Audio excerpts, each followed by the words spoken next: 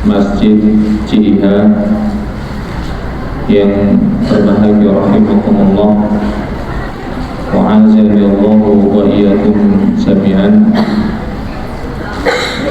Pertama sekali kita senantiasa bersyukur kepada Allah Subhanahu wa taala atas segala karunia, kenikmatan, hidayah, inayah serta taufiknya, sehingga alhamdulillah di pagi hari ini kita diberikan kesempatan untuk saling memberikan nasihat sesama kaum muslimin yang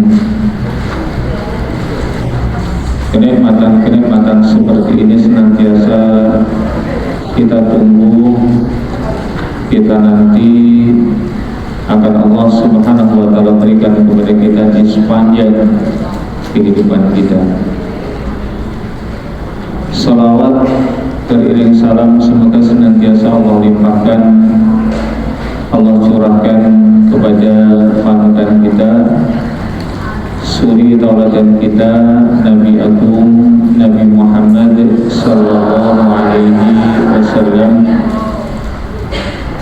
dan semoga terlimpahkan pula kepada segenap keluarga beliau, para sahabatnya dan juga umatnya yang senantiasa berupaya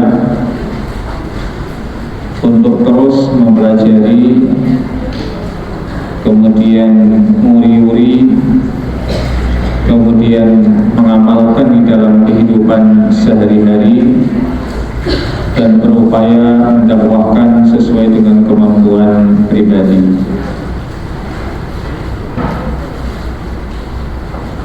Tema di pagi hari ini, ya Allah lindungilah aku, ya Allah lindungilah aku.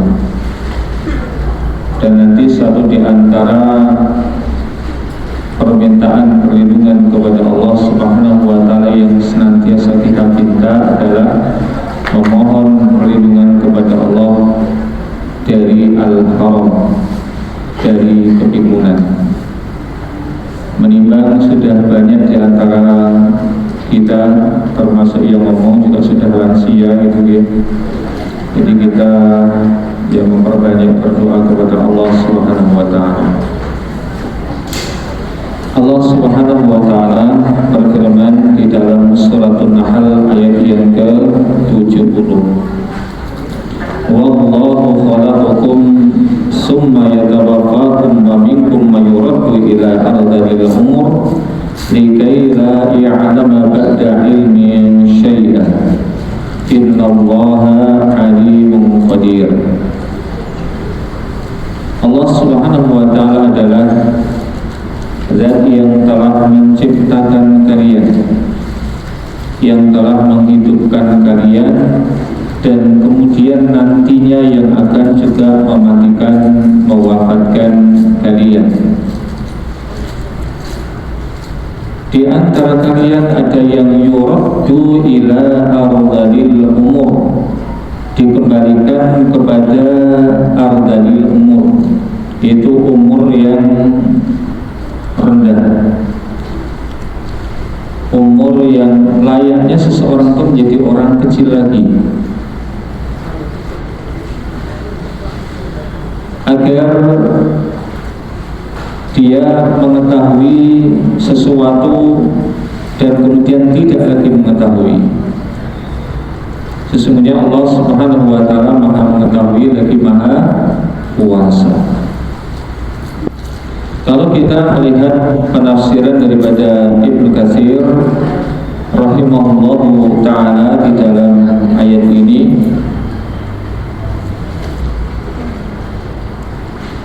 wa qad ruwiya an Ali radhiyallahu anhu fi ardhil umur, diriwayatkan dari Ali bin Abi Thalib yang disebut ardhil umur adalah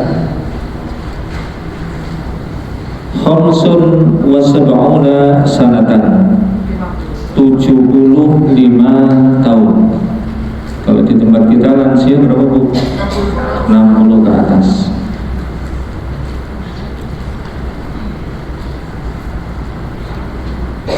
hadha sin yahsulu lahu dha'ful quwwah wal kharf wa su'il khifdi wa qillatul ilmi. Di mana di masa ini, jadi masa ardhil umur, maka seseorang akan mendapati pada dirinya banyak kelemahan. Dan ini kata para dokter pun, ya memang ketika seseorang sudah mulai masuk lansia itu reproduksi berbagai macam organ tubuh sudah mulai melemah. Dan dia pun kemudian akan mengalami satu keadaan susah untuk menghafal. Jangan menghafal sesuatu yang baru. Terkadang kita untuk mengucapkan sesuatu yang sebelumnya sudah kita hafal pun itu harus mikir dulu. Apa ya sing arep tak ndek kadang kan begitu ya. Dan juga seseorang di masa ini susah untuk kemudian menambah ilmu, namun diberikan kemampuan ya untuk menganalisa meskipun juga sudah turun. Nah, apa yang disebut ardhil umur ini para ulama juga mengatakan maknanya adalah al-haram, yaitu pikun. Nah, yang kita minta kepada Allah Subhanahu wa ta'ala, meskipun kita itu umurnya ya nggak tahu, namun seandainya Allah Subhanahu wa ta'ala memberikan rezeki kepada kita umur yang panjang, yang kita minta kepada Allah Subhanahu wa ta'ala adalah tidak pikun, ya. Tidak pikun kita berharap kepada Allah Subhanahu wa ta'ala. Karena orang itu kalau sudah pikun ya dia kembali seperti anak kecil lagi. Ya nanti rasa malunya akan menjadi berkurang. Kemudian dia akan mensewu banyak hentikan. Dia tanya baru saja dijawab 1 menit yang lalu sudah tanya, dan yang ditanya sama persis. Maka kita kemudian berlindung kepada Allah Subhanahu wa ta'ala dari keadaan ini. Ya, saya kira kalau mengenai tips bagaimana supaya kita tidak pikun,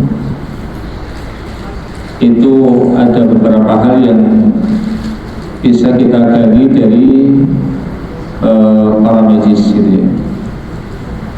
Seperti kita berupaya untuk terus senantiasa bergerak, berolahraga yang cukup, kemudian kita terus menggunakan otak kita untuk berpikir yang positif. Kemudian di antara sebagian para ulama ada yang menyarankan memperbanyak membaca Al-Quran, memperbanyak baca Al-Quran secara khusus dan memperbanyak berzikir. Karena dengan seorang itu berzikir, kata Allah Subhanahu wa ta'ala, ala bidzikrillahi tatma'innul qulub. Dengan banyak berzikir kepada Allah Subhanahu wa ta'ala, hati kita akan menjadi tenang. Dan Al-Quran sendiri, kata Allah Subhanahu wa ta'ala di dalam surat Al-Isra ayat ke mungkin sekitar 78 sampai 80, Allah mendiko wa nunazzilu minal Qur'ani ma huwa syifaa'un wa rahmatun lil mu'minin wa la yazidu dhalimina illa khasara. Dan kami turunkan Al-Quran itu sebagai syifa dan sebagai kasih sayang Allah Subhanahu wa ta'ala untuk orang-orang yang beriman. Adapun untuk ataupun bagi orang-orang kafir, Al-Quran itu hanya menjadi sebuah penyesalan. Sebagaimana juga difirmankan oleh Allah di dalam ayat yang lain, kalau tidak salah di dalam surat Yunus ayat ke-57, ya ayuhan nas qad ja'atkum mau'izatun mir rabbikum wasyifaa'un lima fis sudur wa hudan wa rahmatul lil mu'minin.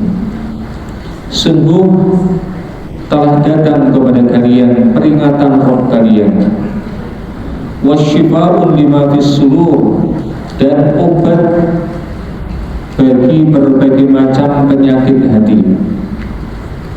Dan ketika para mufassir seperti Al-Imam At-Tabari, kemudian Syekh Abdul Rahman bin Nasir As-Sa'di di dalam tafsir mereka mengatakan wasyifa'un lima fis sudur, dan juga mau'izah ini adalah berupa Al-Qur'anul Karim. Nah, kepikunan yang ada pada seseorang itu sangat berkaitan dengan keadaan kondisi jiwa seseorang, ya hati seseorang. Maka ketika kita senantiasa memperbaiki keadaan hati kita, ini akan sangat membantu kondisivitas dari otak kita, sehingga kita berharap tidak akan menjadi orang yang pikun. Kalau kita lihat ya, para ulama itu ada yang sampai umurnya seperti sekarang, contohnya adalah Syekh Abdul Muhsin Al-Abbad Al-Badr. Umur beliau sekarang ini 94 tahun. Yang beliau pernah menjadi rektor di Universitas Islam Madinah. Beliau 20-an tahun itu ngisi di Masjid Nabawi di masanya. Ya, sekarang sudah kayak istirahat. Namun dengan umur yang sebegitunya, ini masih tetap fresh memberikan nasihat-nasihatnya kepada kaum muslimin. Ibu yang berbahagia rahimahumullah, kemudian di antara yang bisa kita lakukan ya untuk menghindari agar kita tidak terkena penyakit pikun adalah memperbanyak berdoa kepada Allah Subhanahu wa ta'ala. Yang memperbanyak berdoa kepada Allah Subhanahu wa ta'ala. Sebelum kita kemudian menyampaikan apa itu doa yang nantinya bisa kita panjatkan kepada Allah Subhanahu wa ta'ala, ya berlindung diri dari satu di antaranya adalah kepikunan. Tidak ada perlunya kita kemudian menyampaikan beberapa hal yang berkaitan dengan masalah doa. Ya, di antaranya adalah syarat diterimanya doa, meskipun di antara satu ulama dan yang lainnya itu berbeda pendapat. Namun ini paling tidak ada beberapa hal yang perlu kita perhatikan. Yang pertama adalah kita ketika berdoa itu hanya kita tujukan kepada Allah Subhanahu wa ta'ala semata. Yang di dalam Al-Quran lanjutan perintah surat puasa, Allah Subhanahu wa ta'ala berfirman, wa idza sa'alaka ibadi anni fa inni qarib. Apabila hambaku bertanya kepadamu wa Muhammad tentang diriku, katakanlah aku itu dekat. Makna aku dekat bukan berarti kemudian Allah ada di mana-mana. Namun dekat di sini menurut standar Allah Subhanahu wa ta'ala. Karena Allah Subhanahu wa ta'ala adalah zat yang akbar, yang paling besar. Dan seluruh alam semesta ini nanti ada di genggaman Allah Subhanahu wa ta'ala di hari kiamat. Dan bumi ini sendiri, kalau kita ya mungkin dulu pernah belajar tentang benda-benda luar angkasa, bumi merupakan planet yang tidak besar kalau dibanding dengan matahari dan dengan beberapa planet yang lain. Sementara kita ini hidupnya di bumi. Maka dekat ini menurut kriteria Allah Subhanahu wa ta'ala. Ujibu da'watad da'i idza da'a, dan aku akan mengabulkan doa setiap orang yang berdoa idza da'ani, kalau berdoanya kepada diriku. Maka ketika kita berdoa harus yakin ya berdoanya hanya kepada Allah. Non sewu, jangan sampai kita berdoa kepada Allah namun masih mengharap juga pengkabulannya dari non sewu ya Rabbul misalnya, ataupun penunggu Gunung Merapi dan orang jeblok, orang menangi bleber sini, tidak. Kita mintanya hanya kepada Allah Subhanahu wa Ta'ala semata. Ini syarat yang pertama. Selain disebutkan di dalam Al-Quran tadi juga, kemudian di dalam sekian banyak contoh-contoh doa yang dipanjatkan oleh Nabi, maka ketika berdoa itu tulus hanya kepada Allah Subhanahu wa Ta'ala. Kemudian syarat yang kedua, alla yad'u al-mar'u bi ismin aw qati'ati rabbih wa alla yasta'jil. Hadis riwayat Imam Muslim. Ketika seseorang berdoa kepada Allah Subhanahu wa Ta'ala, maka tidak boleh berdoa untuk melakukan dosa. Ya Allah, semoga Engkau berikan kelancaran, kesuksesan, kemulusan dalam upaya untuk korupsi. Tidak boleh. Ataupun dalam rangka untuk memutuskan tali silaturahmi, yang hubungan kekerabatan, tidak boleh kita meminta kepada Allah untuk memutuskan kekerabatan. Dan kita juga ketika berdoa tidak boleh isti'jal, yaitu terburu-buru. Maka Rasulullah SAW suatu ketika ditanya di dalam hadisnya, yustajabu lil 'abdi ma lam yad'u bi ismin aw qati'ati rahmin ma lam yasta'jil. Akan senantiasa dikabulkan doanya seorang hamba selama dia tidak meminta kepada Allah untuk melakukan dosa dan memutuskan tali kekerabatan, dan selama juga dia tidak terburu-buru. Maka ditanyakan kepada baginda Nabi alaihi salatu wassalam, ya Rasulullah, mal isti'jal. Wahai Rasulullah, apa itu yang disebut dengan isti'jal? Maka baginda Nabi alaihi salatu wassalam menjawab, yaqulu qad da'awtu wa qad da'awtu falam ara yustajabu li fa yastasiru 'inda dhalika wa yabda'u du'a. Orang yang disebut isti'jal, terburu-buru di dalam berdoa, adalah seseorang yang mengatakan, aku sudah berdoa kepada Allah sekian hari, sekian pekan, sekian bulan, sekian tahun, sekian puluh tahun, namun aku melihat tidak ada dikabulkan oleh Allah Subhanahu wa Ta'ala. Jadi seandainya ibu-ibu sekalian berdoa kepada Allah, jangankan cuma setahun, 2 tahun, 10 tahun, 20 tahun pun belum dikabulkan, jangan pernah mengatakan doa saya tidak dikabulkan. Berapa banyak ibu-ibu sekalian kalau semisal mengingat-ingat dulu apa yang pernah saya doakan kepada Allah, oh ternyata setelah sekian puluh tahun baru dikabulkan.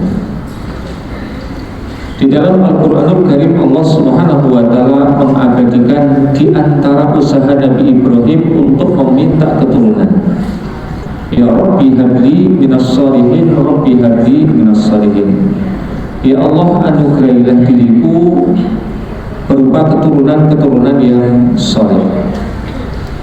Berapa kemudian umur Nabi Ibrahim ketika beliau dikasih anak oleh Allah Subhanahu wa Ta'ala? Berapa ibu? Berapa? 86 tahun baru dikaruniai anak. Namun dia tidak pernah berputus asa untuk berdoa kepada Allah Subhanahu wa Ta'ala. Setelah dikasih Ismail, tidak selama-lama dikasih lagi Nabi Ishaq alaihi wassalam. Ini ujian. Dan sesungguhnya orang ketika berdoa itu tidak akan pernah meruginya. Pertama, boleh jadi seseorang berdoa dan kemudian dia diberikan oleh Allah Subhanahu wa Ta'ala doanya di dunia ini. Maka seseorang yang diberikan pengkabulan atas doanya selama masih hidup di dunia, itu namanya doanya dipercepat oleh Allah.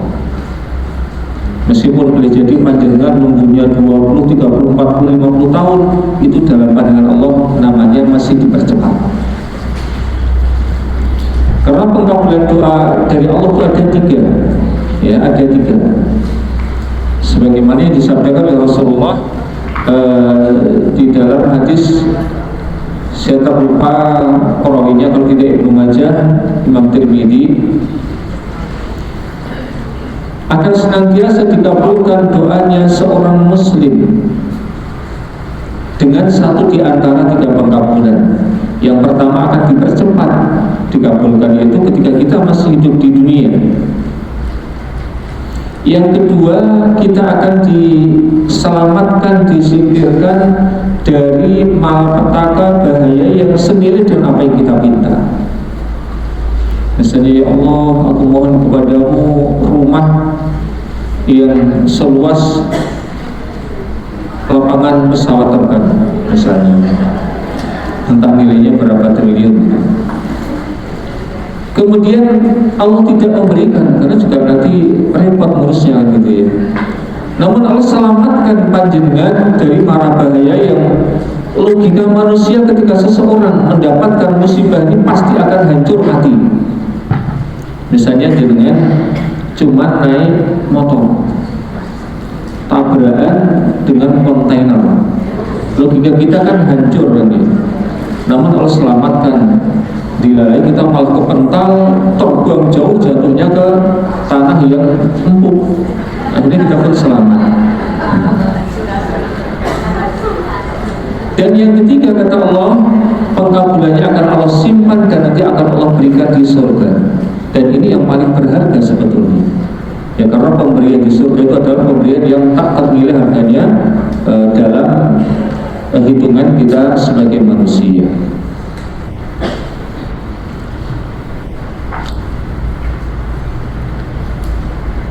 Nah, ketika seseorang itu dia memiliki karakter gampang terburu-buru ketika berdoa untuk segera dikabulkan, maka dia akan tertimpa satu akibat yang tidak baik.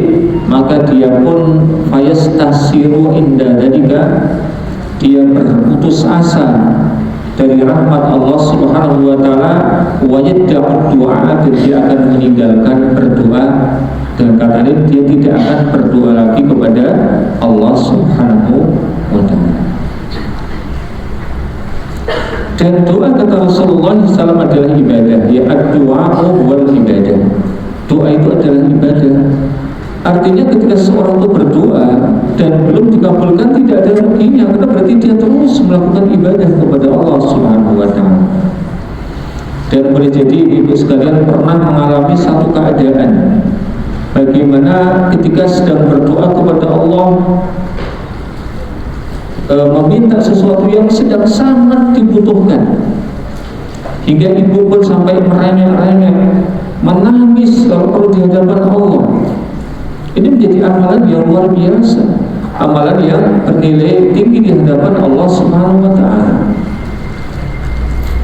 Sehingga sebagian para ulama, mereka malahan ada yang berangan-angan, seandainya doa-doaku tidak segera dikabulkan oleh Allah Subhanahu wa taala, sehingga aku akan terus bisa berdoa kepada Allah Subhanahu wa taala. Yang ini menurut boleh jadi bertolak belakang dengan rata-rata keinginan kita.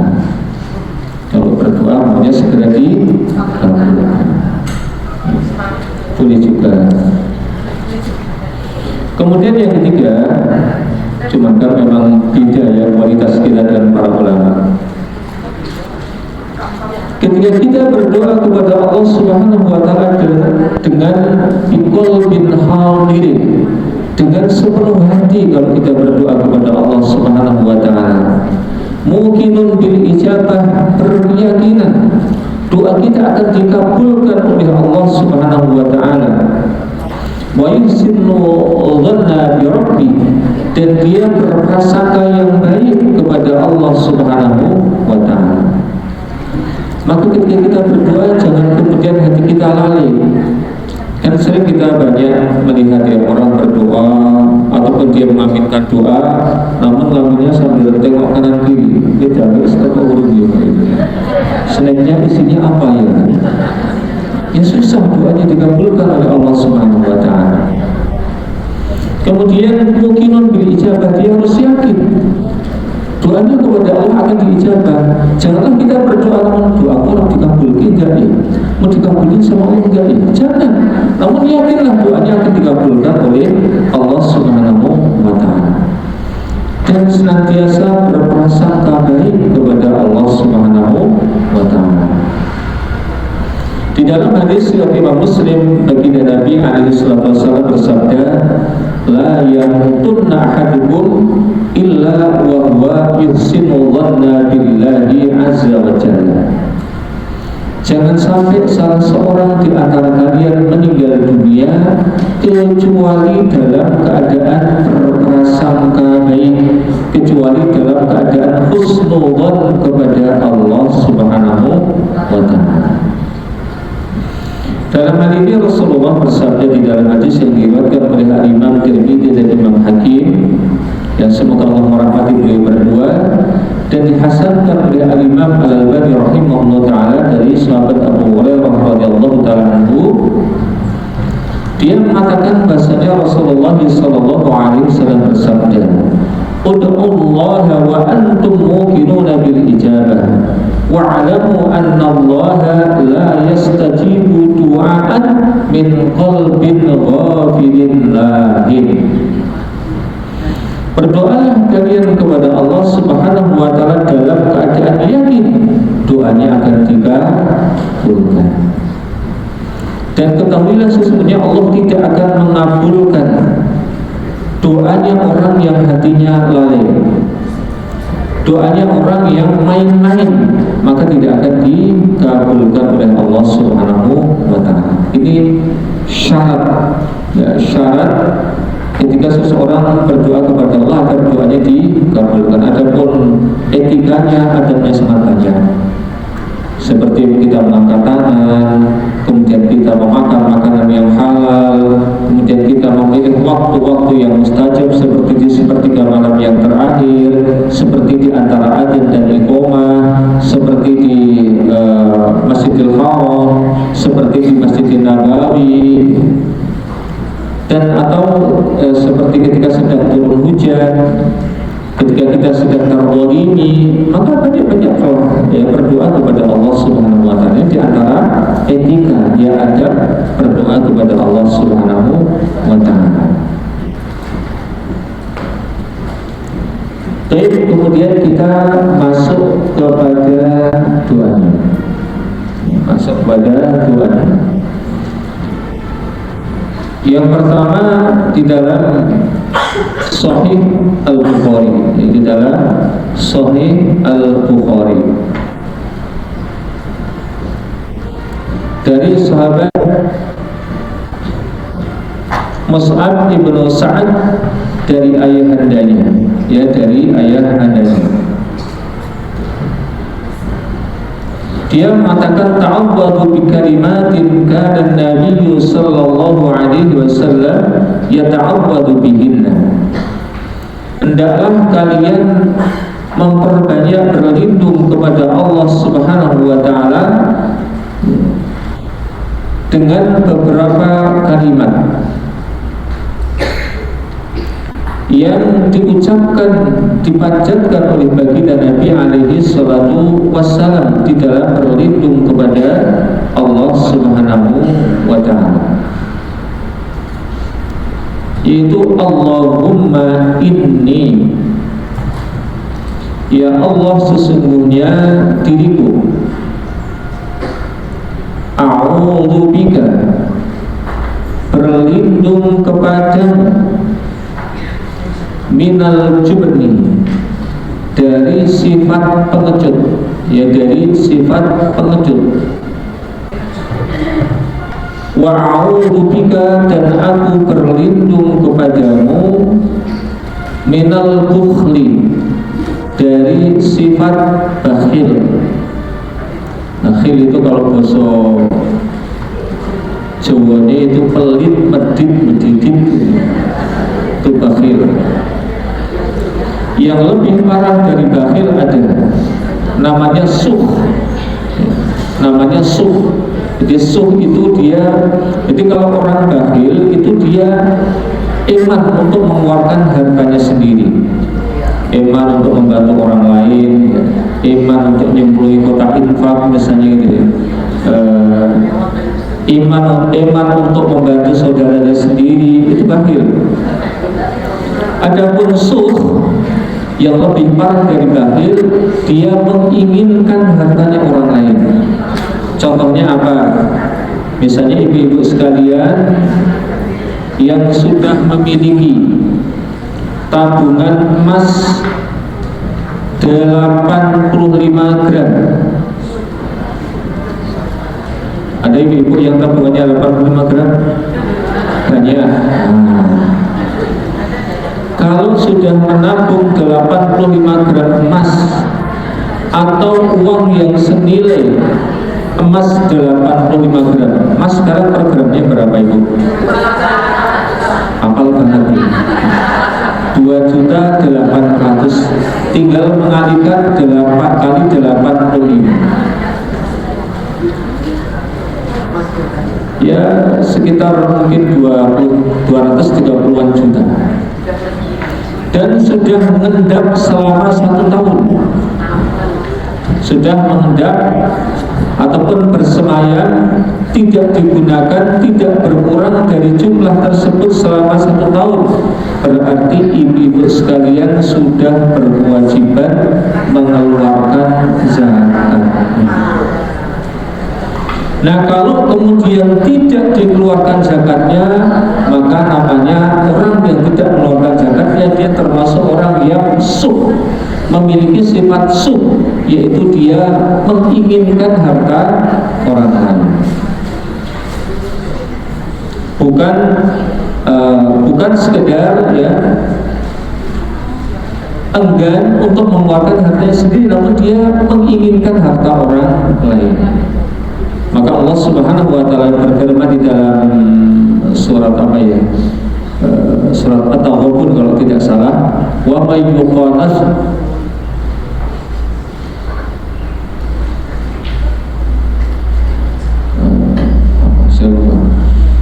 intinya barang siapa yang dijaga dari sifat suh, faulaika humul muflihun, maka merekalah orang-orang yang beruntung. Wa may yuqassuha nafsihi, ya barang siapa yang dijaga dirinya dari sifat suh, maka sungguh dia menjadi orang yang beruntung. Jadi jangan sampai kita menjadi orang yang bakhil, apalagi menjadi orang yang memiliki sifat yang suh. Kemudian wa a'udzu bika min an uradda ila ardhil umur, dan aku berlindung kepadamu ya Allah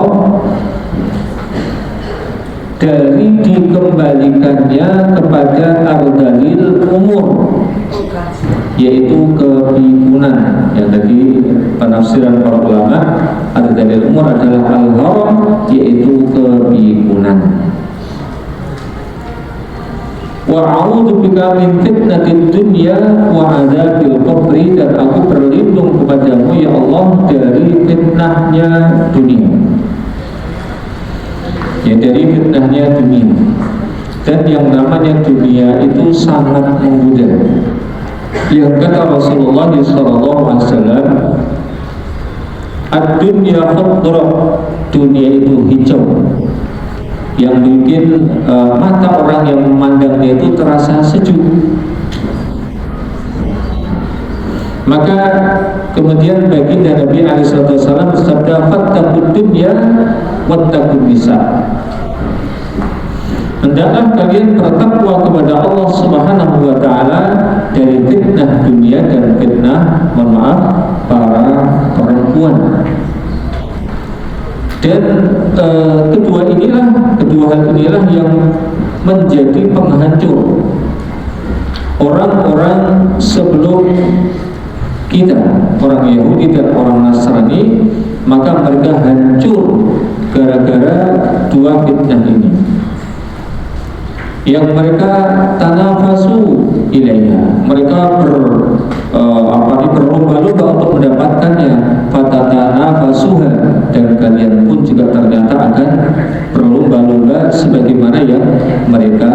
lakukan. Maka mereka dibinasakan, dan kalian pun kalau memiliki karakter semacam itu juga akan dibinasakan. Ali bin Abi Thalib radhiyallahu ta'ala anhu, beliau berkata, sesungguhnya yang namanya dunia dan akhirat itu masing-masing daripadanya memiliki banun, memiliki anak-anak. Maka jadilah kalian anak-anak akhirat, dan janganlah kalian menjadi anak-anak dunia. Orang yang menjadi anak-anak dunia, orang yang menjadi penghamba terhadap dunia, maka segala sesuatu yang dilakukan itu ukurannya adalah duniawi. Kalau menguntungkan secara duniawi akan dilakukan, kalau tidak menguntungkan maka tidak akan dilakukan. Itulah anak-anak dunia. Berbeda dengan orang-orang yang menjadi anak-anak akhirat. Maka yang menjadi pertimbangan adalah, kalau saya melakukan ini, akhirat saya akan untung atau akan rugi. Kalau untung maka kemudian dilakukan, dan kalau rugi tidak jadi dilakukan. Oleh karenanya Allah Subhanahu wa ta'ala mengingatkan kita semuanya. Ya, setelah Allah Subhanahu wa ta'ala menceritakan tentang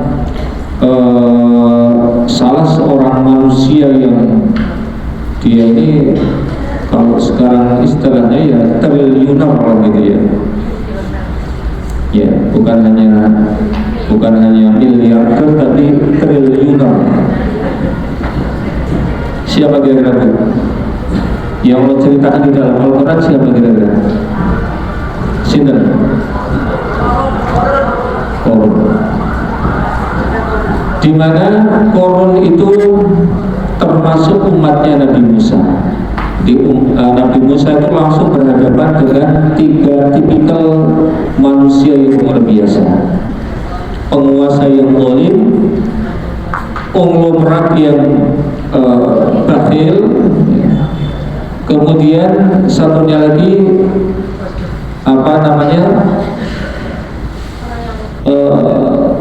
ahli pembangunan yang luar biasa, itu Haman. Haman bukan Hamam ya, Haman. Nah, Korun diceritakan oleh Allah Subhanahu wa ta'ala di dalam Al-Quran bahwa kunci-kuncinya dari harta-harta yang disimpannya itu berat dibawa oleh orang yang perkasa ketika itu. Kalau saya bertanya kepada ibu sekalian, kira-kira kunci dengan harta benda yang disimpan di dalam kotak yang dikunci, kira-kira berat mananya?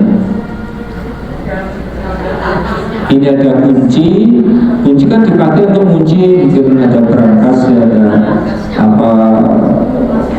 tempat-tempat yang dipakai untuk menyimpan harta benda. Kuncinya ke harta bendanya kira-kira banyak mana? Jelas ya.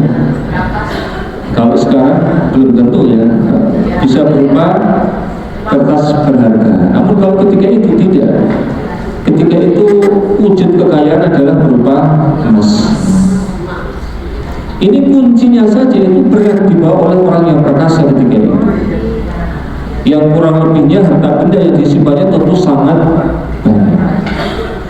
Namun ketika didakwai oleh Nabi Musa alaihissalam agar beribadah hanya kepada Allah Subhanahu wa ta'ala dan menggunakan hartanya fi sabilillah, dia mengatakan, menjawab, loh, saya menjadi orang kaya raya semacam ini kan bima ilmin indi, karena aku ini kan orang yang otaknya encer, tidak kayak ente otaknya beban.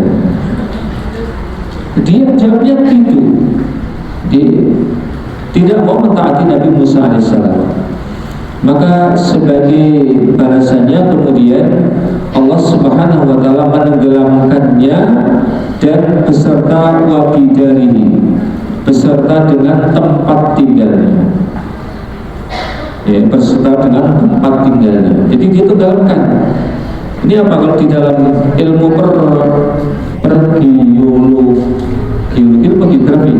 geologi ya. Kenapa Bu namanya Bu? Apa? Iya, tanah tenggelam apa namanya? Likuifaksi gitu orang geologi. Apa? Enggak lah. Jadi ya tentu kuncinya ditaruh juga, cuman mestinya disimpan lah gitu. Namun harta bendanya dan kemudian nggak kuat kan bawa harta benda banyak sekali, kuncinya aja susah dibawa. Setelah ditenggelamkan, ya karena di antara orang yang berdosa kata Allah Subhanahu Wa Taala ditenggelamkan ke dalam bumi, ada ditenggelamkan ke dalam lautan seperti Fir'aun. Dan ada yang kemudian dihujani dengan kerikil dan batu seperti kaumnya Nabi Lut, macam-macam. Dan ini kebetulan si Korun ditenggelamkan diri dan juga harta bendanya, hingga panjenengan ataupun mungkin beberapa panjenengan ketika lagi bersih-bersih di kebun nyangkul-nyangkul ketemu emas yang gedenya sekepala sapi itu, apa yang akan dikatakan? Alhamdulillah dapat harta korun. Nah, gitu. Saking banyaknya harta korun. Itu dunia. Namun dunia yang benar sebagaimana di dalam ayat berikutnya, maka wabtaghi fima atakallahu daral akhirah wa la tansa nasibaka minad dunya wa ahsin kama ahsanallahu ilaik wa la tabghil fasada fil ard innallaha la yuhibbul mufsidin. Dan carilah kebahagiaan negeri akhirat itu dengan karunia yang Allah Subhanahu Wa Taala berikan kalian di dunia ini. Maka kita diperintahkan dengan dunia yang kita miliki ini untuk mencari kebahagiaan akhirat. Namun jangan kalian lupakan bagian kalian di dunia.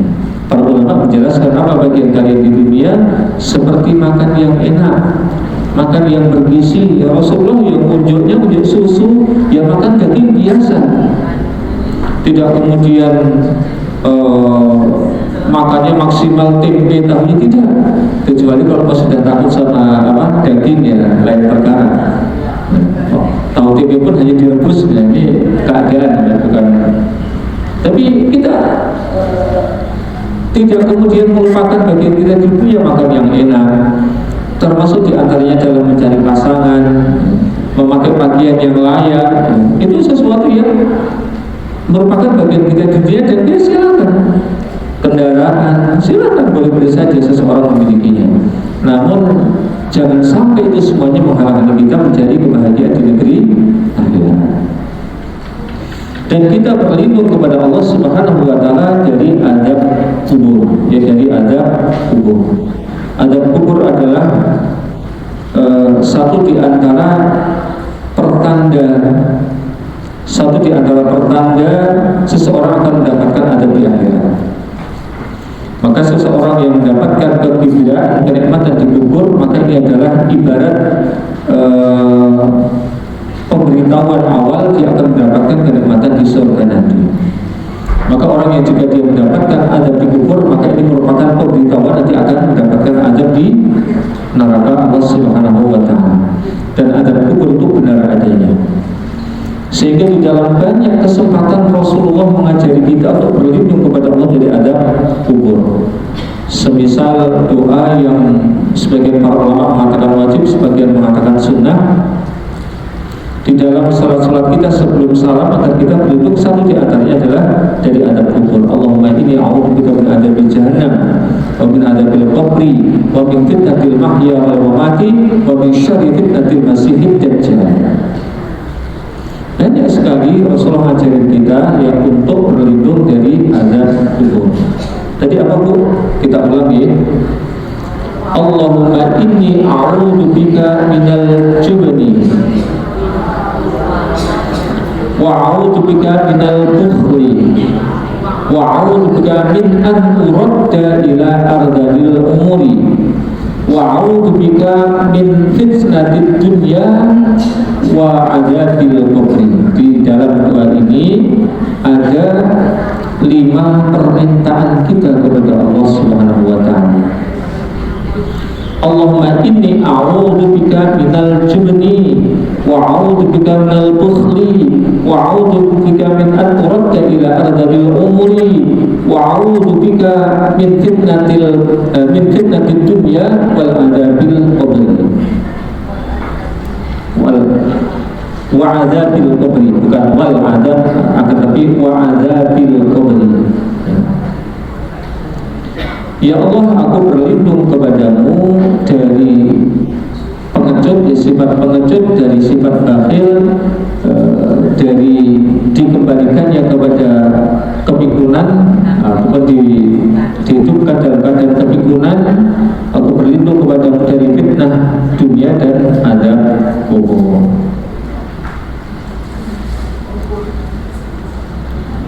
Masih di dalam hadis yang juga diriwayatkan oleh Imam Al-Bukhari rahimahullah taala dari Ibunda Aisyah radhiyallahu taala anha. Ya, dari Ibunda Aisyah radhiyallahu taala anha, ini lebih panjang lagi. Ya, lebih panjang lagi. Nanti yang sudah termaktub di dalam hadis yang pertama yang tidak kita bahas. Kata beliau, anna Nabi sallallahu alaihi wasallam kana yaqul, Nabi sallallahu alaihi wasallam biasa mengucapkan, Allahumma inni a'udzubika minal kasali wal haram. Ya Allah, aku memohon perlindungan kepadamu dari sifat malas dan dari pikun, wal maghrami, dan dari terlilit hutang, wal maksami, dan dari berbuat dosa. Allahumma inni a'udzubika min adzabin nari wa fitnatin nari wa fitnatil qabri wa adzabil qabri. Ya Allah, aku berlindung kepadamu dari azab neraka, dari fitnah neraka, dari fitnah kubur dan azab kubur. Wa syarri fitnatil ghina wa syarri fitnatil faqri. Dan aku berlindung kepadamu ya Allah dari buruknya fitnah kekayaan dan dari buruknya fitnah kemiskinan, kefakiran. Wa min syarri fitnatil masiihid dajjal, dan aku berlindung kepadamu ya Allah dari buruknya fitnah masiihid dajjal. Allahumma ghsil khotoyaya bima'is salji wal baradi. Ya Allah, cucilah, basuhlah dosa-dosaku dengan air, dengan salju, dan dengan embun. Wa naqqa qalbi minal khotoyaya kama yunaqqas thawbul abyad minad danas. Dan sucikanlah hatiku dari berbagai macam dosa sebagaimana engkau sucikan pakaian yang putih dari berbagai macam kotoran. Wa ba'id baini wa baina khotoyaya kama ba'adta bainal masyriqi wal maghrib. Dan jauhkanlah antara diriku dan antara kesalahan-kesalahanku sebagaimana engkau jauhkan antara timur dan Di sini sebenarnya menjadi syahid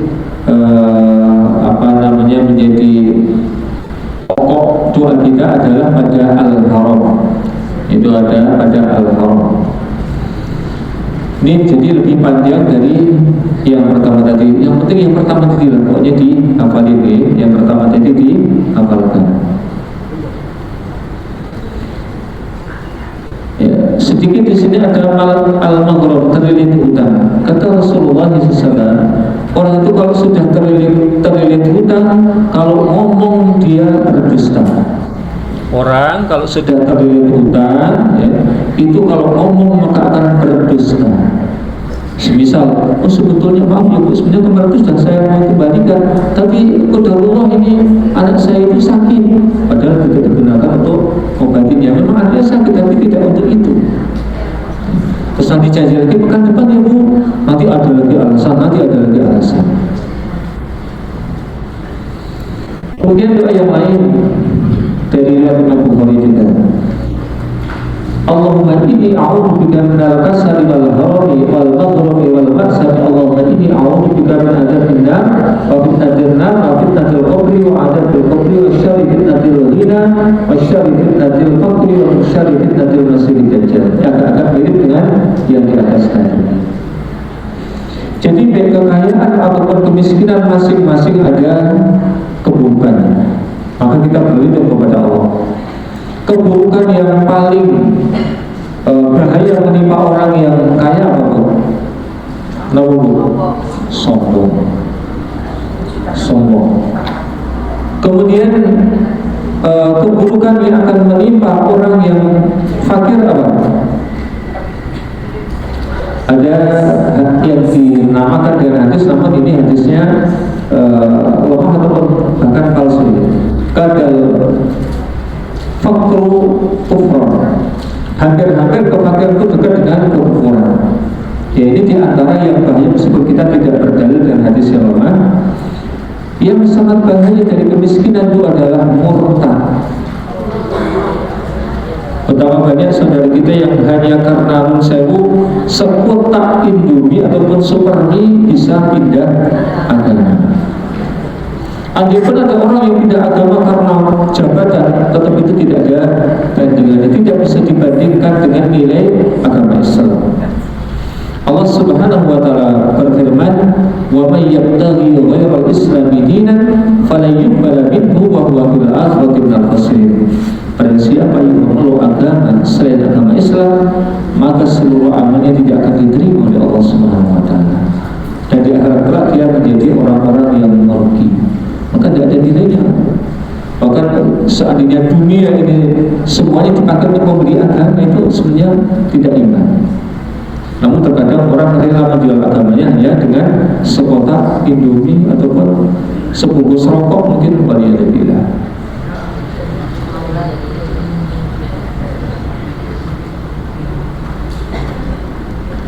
Baik, yang terakhir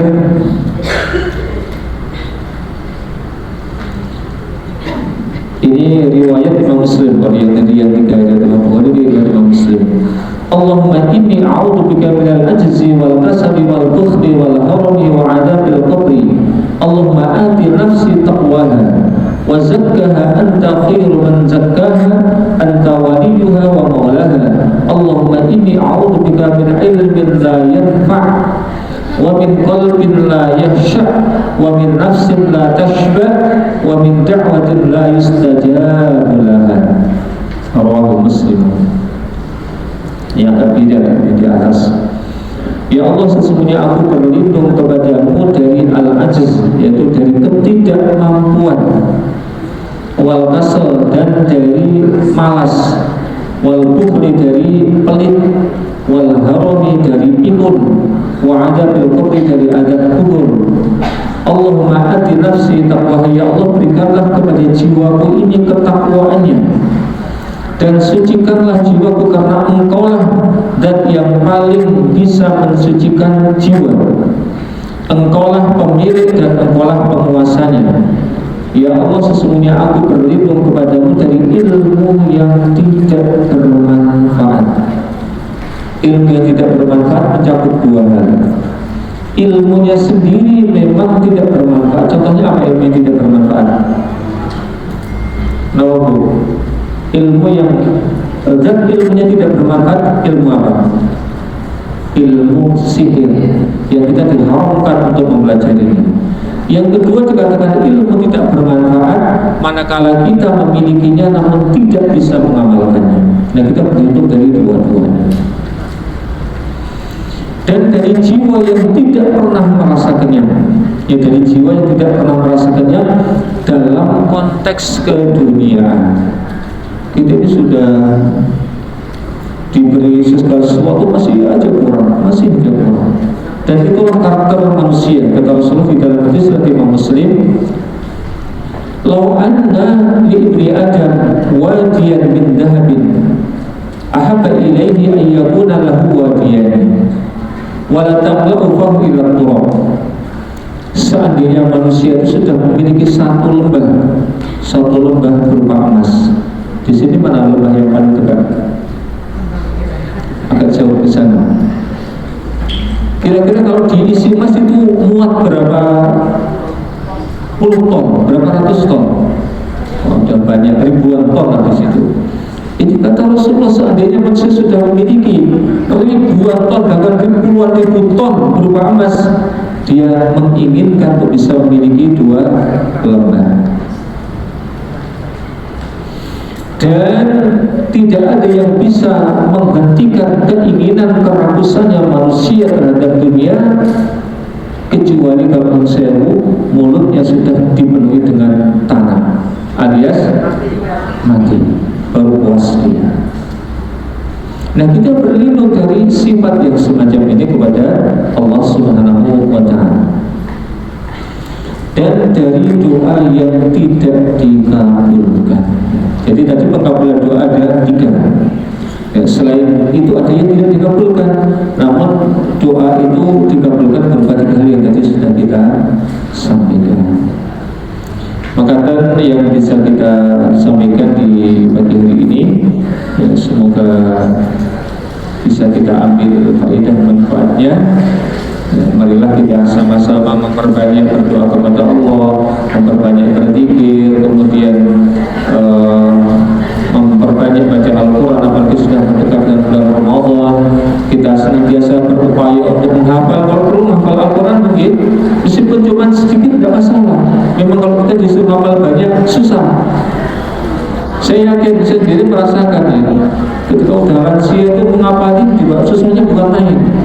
Oke, dikit-dikit lah. Tapi yang penting kita berupaya untuk menghafalkan. Kemudian kita berolahraga secukupnya, memakan makanan yang baik, yang tidak membahayakan kesehatan dan seterusnya. Sebelum kita tutup, ya boleh jadi dari ibu sekalian ada yang ingin mengoreksi. Pertama mengoreksi, ya, barangkali apa yang saya sampaikan ada yang salah. Kalau ibu sekalian mengetahui ada kesalahan yang saya ucapkan, mohon berkenan mengoreksi. Kalau panjenengan mengetahui saya salah dan tidak mengoreksi, jenengan ikut bertanggung jawab. Yang kedua, boleh jadi ada hal yang masih kurang jelas ataupun ada hal yang ingin ditanyakan. Kalau persilahkan, kalau bisa saya jawab, kalau tidak bisa ya nanti ditanyakan kepada Ustaz lainnya.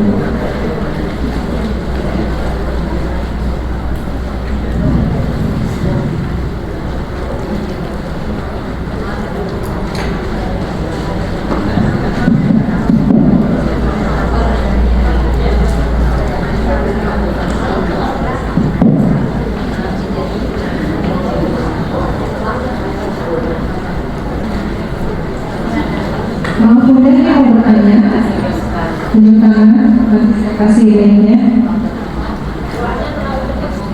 Ada nggak? Oh ada, makan ya. Itu di belakang.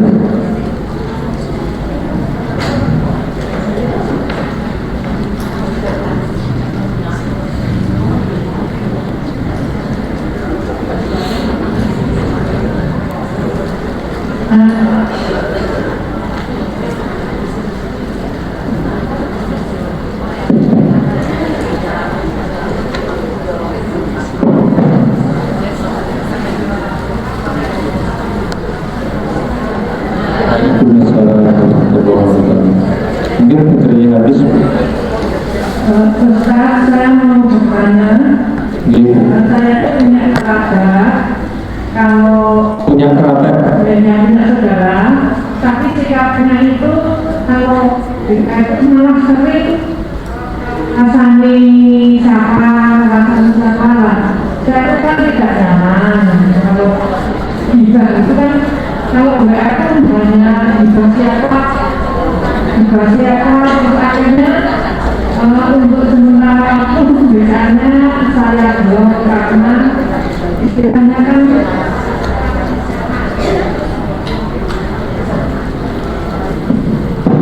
apakah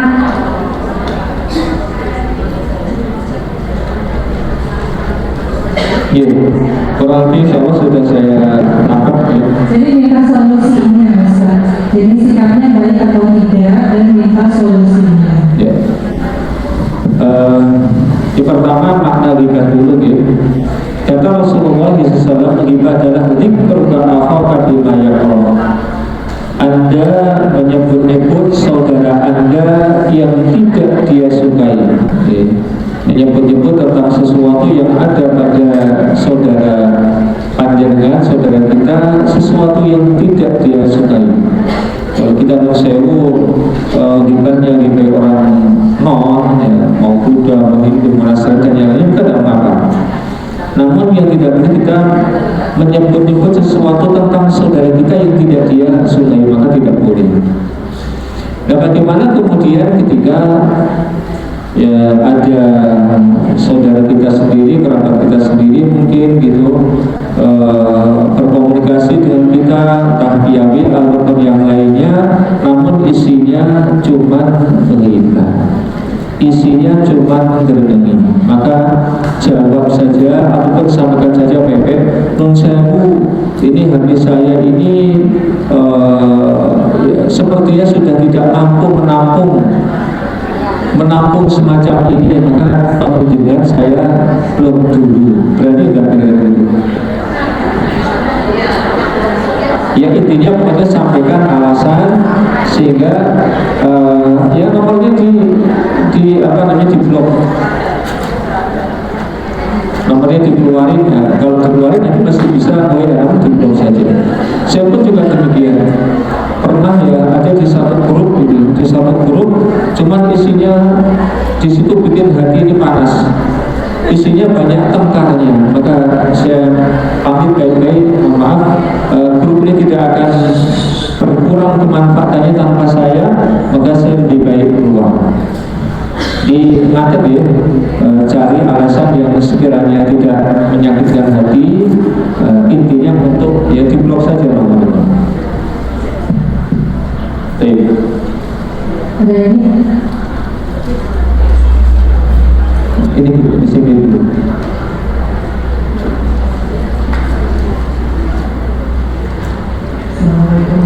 Waalaikumsalam warahmatullahi wabarakatuh.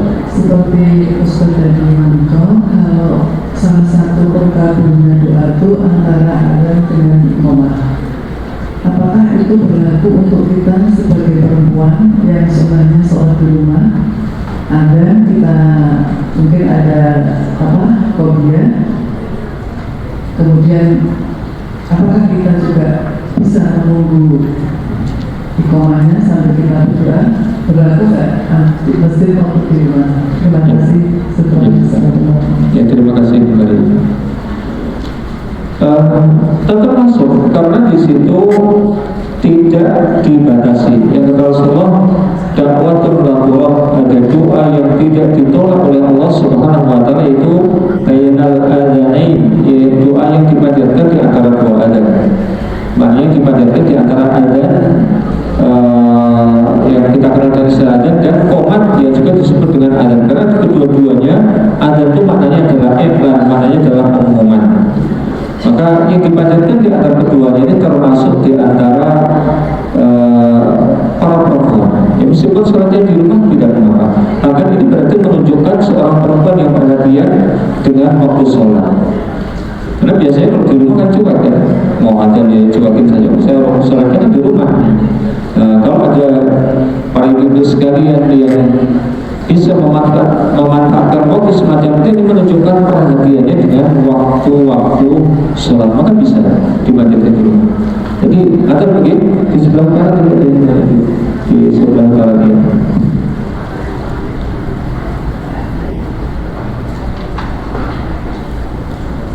Bismillahirrahmanirrahim. Assalamualaikum warahmatullahi wabarakatuh. Waalaikumsalam warahmatullahi wabarakatuh. Perkenalkan, nama saya Nurul.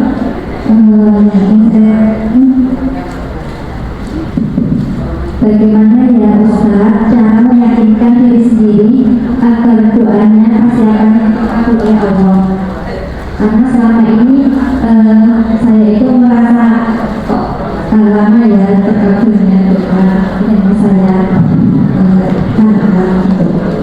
Ya, terima kasih. Meyakinkannya tadi karena Allah Subhanahu wa taala dan juga beberapa hadis Rasul yang tadi sudah kita sampaikan. Bahwasanya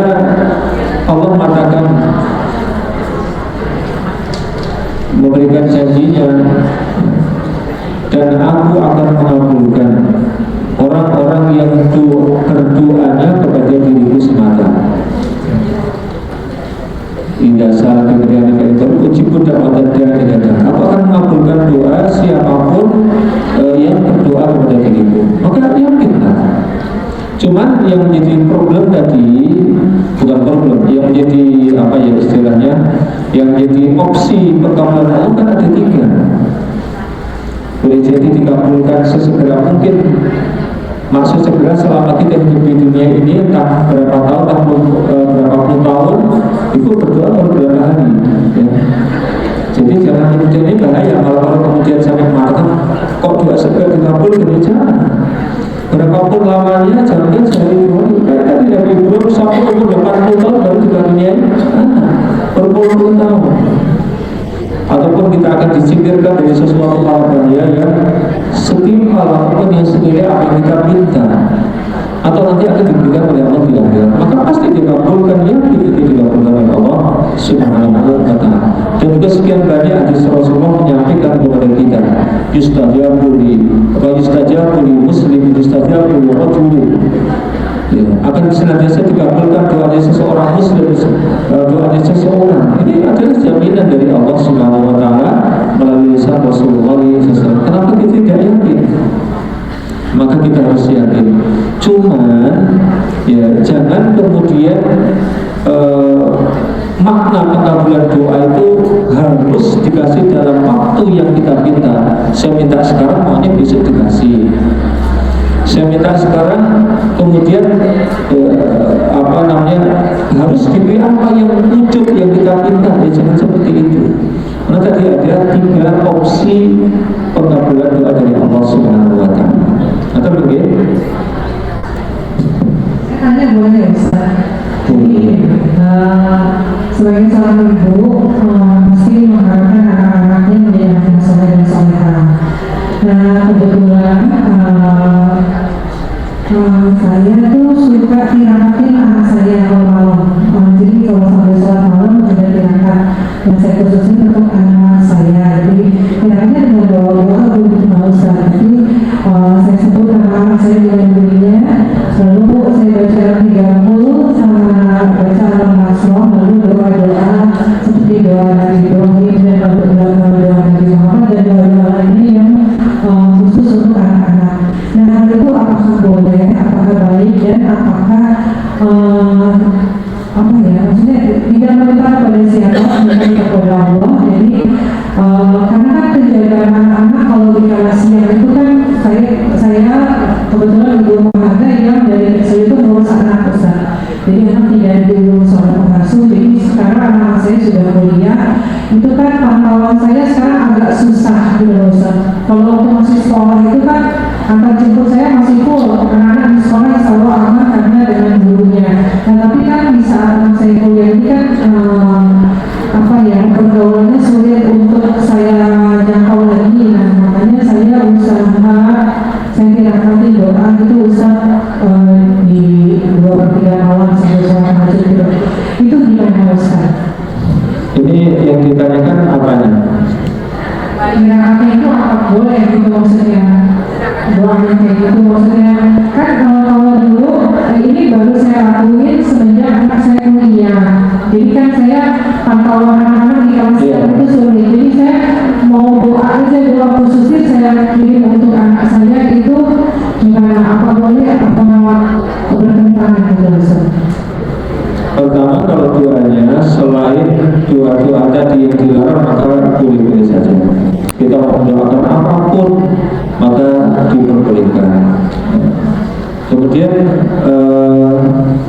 selain juga untuk anak-anak ya selain kita mendoakan mereka, dan ini memang satu di antara orang ya yang namanya perasaan orang itu senantiasa sangat ingin anaknya menjadi anak-anak yang soleh. Cuma kalau udah namanya lepas dalam artian tidak senantiasa ada di samping kita, itu kan memang pengawasannya yang menjadi lebih berkurang ya, menjadi berkurang. Ya maka kita kemudian perkuat ya, doa kita kepada Allah Subhanahu wa ta'ala. Ya karena anak kita menjadi anak-anak yang soleh, anak-anak yang taat, ya anak-anak yang kemudian berguna, anak-anak yang mau berjuang dengan agama Allah Subhanahu wa ta'ala dan seterusnya, sesuatu yang baik yang kita doakan kepada Allah Subhanahu wa ta'ala. Dan kita berdoa kepada Allah Subhanahu wa ta'ala bisa menggunakan ataupun bisa bertawasul. Ya, bertawasul kita orang yang kita anggap lebih soleh agar dia mendoakan kepada Allah untuk kita. Yang kedua, kita boleh bertawasul dengan menggunakan nama-nama Allah. Yang Allah katakan walillahil asmaul husna fad'uhu biha. Allah itu memiliki nama-nama yang baik, maka berdoalah kalian kepada Allah dengan menyebut nama-namanya. Dan yang ketiga, bertawasul dengan amal-amal soleh kita. Ya Allah, aku sudah beramal ini, aku sudah beramal itu. Ya Allah, maka kabulkanlah dengan amal-amal yang aku lakukan ini permohonanku, permintaanku, maka sesuatu yang diperbolehkan. Allahu a'lam bishawab. Ini sudah saya. Sudah tadi bertanya. Berarti tadi dengan perantara misalnya perantara Nabi Muhammad SAW di awali. Maaf Pak, agak kalau dekat kayaknya agak jauh dikit. Nah gitu. Jadi kalau misalnya melalui perantara, kayak tadi Ustaz bilang, berarti diawali dengan perantara Nabi Muhammad dan Nabi Mustafa Rasulullah SAW. Lalu disebut, selanjutnya disebut nama anak, lalu di Fatihah itu Ustaz. Ya kalau nyebut kenapa nama Muhammad? Kenapa tidak disebut nama Allah SWT saja? Yang Allah katakan walillahil asmaul husna. Allah itu memiliki nama-nama yang baik, memiliki sifat-sifat yang tinggi. Maka silakan kalian bersebut. Dan ini yang dicontohkan oleh baginda Nabi. Dalam banyak doanya beliau bertawasul dengan nama-nama Allah, Ar-Rahman, Ar-Rahim, ya Ar-Razik dan seterusnya, ataupun sifat Allah yang Al-Ali, Al-Akbar dan seterusnya. Maka kita boleh sebut nama dan sifat Allah untuk kemudian kita berdoa kepadanya. Ya ketimbang masih meragukan ya. Kalau semisal Rasulullah masih hidup, kita datang kepada beliau, kita minta ya Rasulullah doakanlah kepada Allah, maka biasa dilakukan para sahabatnya. Maka dia wallahu a'lam bishawab. A'udzu billahi minasyaitonir rajim. Bismillahirrahmanirrahim. Allahumma shalli ala Muhammad wa ala ali Muhammad kama shallaita ala Ibrahim wa ala ali Ibrahim. Allahumma barik ala Muhammad wa ala ali Muhammad kama barakta ala Ibrahim wa ala Ibrahim innaka Hamidum Majid. Allahumma ighfir lana wa lil mu'minina wal mu'minat wal muslimina wal muslimat al ahya'i minhum wal amwat innaka sami'un qaribun mujibud da'wat fa ya qadhil hajat Rabbana la tuzigh qulubana ba'da idh hadaytana wa hab lana min ladunka rahmatan innaka antal wahhab. Ya Allah, kami berlindung kepadamu dari sifat pengecut, dari sifat bakhil, dari kepikunan. Aku pun berlindung kepadamu ya Allah dari buruknya fitnah dunia dan dari siksa kubur dan dari siksa neraka jahanam. Allahumma ansuril Islam wal muslimin. Ya Allah, tolonglah agama Islam dan kaum muslimin.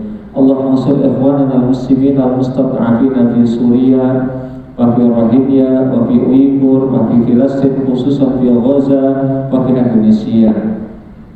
Ya Allah, tolonglah saudara-saudara kami yang sedang tertimpa musibah seperti yang ada di Suriah, di Palestina khususnya di Gaza, di Uyghur, di Indonesia seperti di Sumatera Utara, Sumatera Barat dan di Aceh dan di daerah-daerah yang lainnya. Ya Allah, semua yang kuat adalah Zat yang Maha Penolong para hambanya. Rabbana atina fid dunya hasanah wa fil akhirati hasanah wa qina adzabannar. Subhana rabbika rabbil izzati amma yasifun wa salamun alal mursalin walhamdulillahi rabbil alamin. Maka yang bisa kita sampaikan, mohon maaf sekali atas segala salah dan juga kurangnya, karena yang Maha Benar yang Maha Sempurna hanyalah Allah Subhanahu wa taala. Kesalahan, kekurangan apapun itu murni dari saya pribadi dan bapak syaitan. Semoga panjenengan berkenan maafkannya karena Allah pun memaafkannya. Dari saya cukupkan sekian. Billahi taufiq wal hidayah. Assalamualaikum warahmatullahi wabarakatuh.